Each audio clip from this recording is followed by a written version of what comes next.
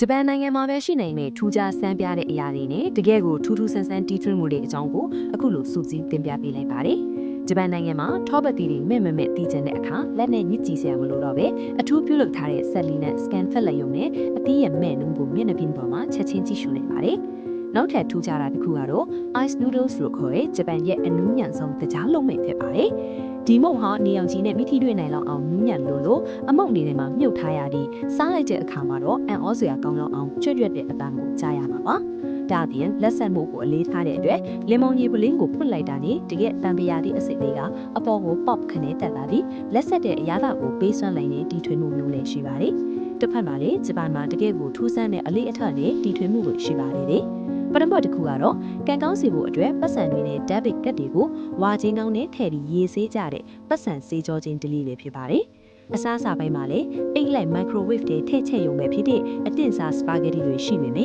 အရသာကတော့တော်တော်လေးဆိုးဝါးလာပါတယ်။နောက်ဆုံးသတိထားရမယ့်အရာကတော့ကြည့်လိုက်ရင် chocolate sauce နဲ့တူပြီးမြင်တကယ်တော့အစားလို့မရတဲ့အရေးပြားမှာလင်းရတဲ့ cooling cream body cream ပဲဖြစ်ပါတယ်။ဒါကြောင့်ဂျပန်ကိုရောက်ရင်တော့ဒါတွေကိုသတိထားပြီးကြည့်ရှုလေ့လာသင့်ပါတယ်။